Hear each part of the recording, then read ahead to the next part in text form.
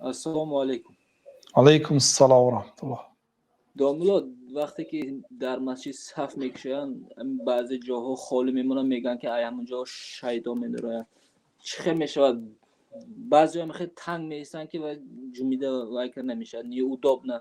بله، زیر کردنی پای همدیگر، ظلم کردن به همسایه، این کارها نادرست است.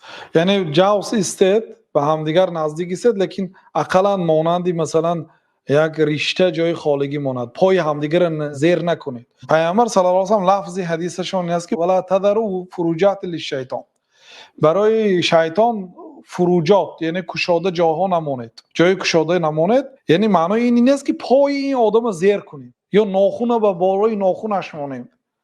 ناخوناشون همین قدر رسیدگی وایمه کرده این پاچکشون به بالای پاچکی دیگر کس میمانند.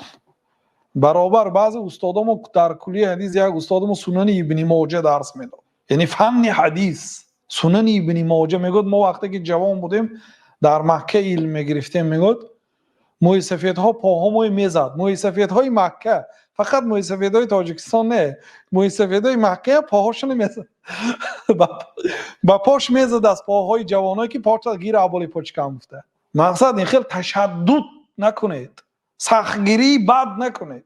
بله پاها با هم دیگر جوس باشد، لیکن زیر نکنید پای هم دیگر و اینچین پای از کتف بلند نکشید. اگر همه صفهای پر کند خودش کتف پای انسان برابر کتفش باید باشد. از این زیاد نه آمده است در یگانجا که نیم متر آدم پاهاش پهن ماند، به قدری کتفتان میمونید.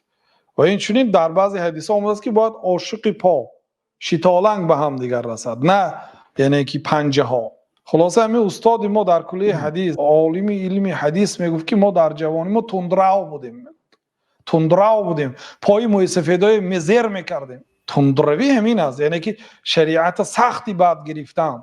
بعضی ها همیشه تندروی میکنن، دور از تندرویشان. بعدی دور از بینید که با یا سیگریت کش یا ناسکش، این تشدد در دین مذموم است. بله به دین اسلام عمل کنید چه خیلی که پیغمبر صلی الله علیه و سلم صحابگان عمل میکردن، از حد نگذرانید.